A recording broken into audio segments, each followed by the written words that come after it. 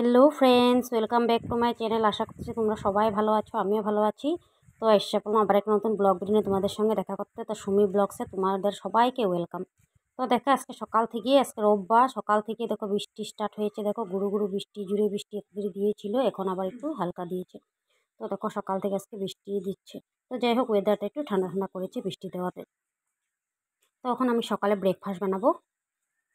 তো দেখো এই যে সকালে ব্রেকফাস্ট বানানোর জন্য দেখো আলু পরোটা করছি। যেহেতু ছেলে আজকে রোববার বাড়িতেই আছে, তো বলেছে মা আলু পরোটা বানাও। ও বাড়িতে থাকলে আলু পরোটা, ডাল পরোটা এগুলো হয়, কারণ স্কুল থাকলে তো এগুলো বানানো সকালবেলা সম্ভব হয়ে ওঠে না। তাও কোনো সময় করি, কিন্তু আজকে যেহেতু রোববার তো ভাবছি আলু পরোটাই করে দিই। তো আলু মেখে ভরে নিলাম, ভরে তারপরে বেলে নিচ্ছি। আবার ভারী করে বানাবো রুটিটা, যেহেতু আলু রুটি, তো দেখবা একটু ভারী করে বানাতে ভালো লাগে। আর এদিকে চা বসিয়ে দিয়েছি, সকালের চা, দুধ চাই করবো, তো দুধটা পরে দিব। আর এদিকে তাওয়া বসিয়ে দিয়েছি, রুটিগুলো এক এক করে বানিয়ে নিচ্ছি। তো রুটির সঙ্গে সবজিটা এখন বানাবো না, কারণ কালকে রাতে সয়াবিন তরকারি ছিল, তো সেটা দিয়ে চলে যাবে রুটিটা। আর এদিকে চা হচ্ছে, তো রুটিটা এক এক করে ভেজে নিব। তারপরে বর দিয়ে গেছে সবজি বাজার করতে, যেহেতু আজকে রোববার, তো বাজার তো করতেই হবে। তো বৃষ্টি দিয়েছে, ছাতা নিয়ে চলে গেল ও বাজার করতে। তো আস্তে আস্তে আমার রুটি হয়ে যাবে, ও এসে রুটিটা খাবে। তো এদিকে দেখো রুটিগুলো বানিয়ে নিচ্ছি।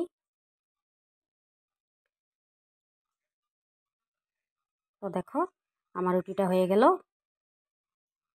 এই যে রুটিটা বানিয়ে নিলাম।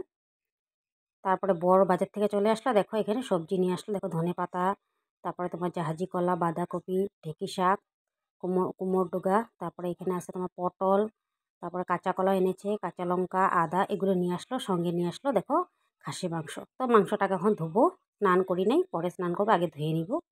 তো ধুয়ে দেখো মেখে নিচ্ছি ভালো করে, নুন হলুদ পেস্ট করে নিলাম। মশলা আদা রসুন পেঁয়াজ এগুলো সব পেস্ট করে কাঁচা তেল দিয়ে ভালো করে মেখে আধা ঘন্টা রেখে দিব। তো গুঁড়ো লঙ্কা অল্প দিয়েছি, আরও ধনে গুঁড়ো জিরে গুঁড়ো দিয়ে ভালো করে মেখে নিচ্ছি। মেখে আধা ঘন্টা রেখে দিলে না মাংসটা খেতে ভীষণ টেস্ট হয়, তাই না বলো? সবসময় তো সম্ভব হয়ে ওঠে না, টাইমটা তো রাখতে পারি না। আজকে ভাবছি টাইম আছে তো রেখে নিই। তো এই যে এসে পেলাম রান্না করতে। তো তখন তো মাংসটা স্নানের আগে মেখে গেছিলাম, তখন রান্নাটা বসিয়ে দিই। চলো তো রান্নাটা করে নিই, দেখতে থাকো। তো চলো এবার প্রেশার কুকারে মাংসটা রান্না করবো। আমি প্রেশার কুকারে মাংসটা রান্না করি, যেহেতু খাসি মাংস। আর অন্য মাংসটা কড়াইতেই করি, আর খাসি মাংসটা বিশেষ করে আমি প্রেশারে করি। কেন কি খাসি মাংসটা আবার সিটি মারতে হয়, তাই না? সিটি না মারলে ভালো লাগে না, আর মাংসটা সিদ্ধ হয় না ভালো করে। তো দেখো তেল দিয়ে দিলাম, আর জিরা, আর গোটা জিরা আর তেজপাতা দিয়ে অল্প পেঁয়াজ, গোটা পেঁয়াজ অল্প ফুটিয়ে নিলাম, এগুলো দিয়ে দিলাম, নুন হলুদ দিয়ে দিলাম। পেঁয়াজটাকে একটু ফ্রাই করে নিব, তারপরে মাংসগুলো দিয়ে দিব, যেহেতু মাংসটা মাখাই আছে। আর মাংসটা তো আমি পেঁয়াজ দিয়েছি, পেস্ট করে একটু পেঁয়াজ দিয়েছিলাম মাংসটার মধ্যেও।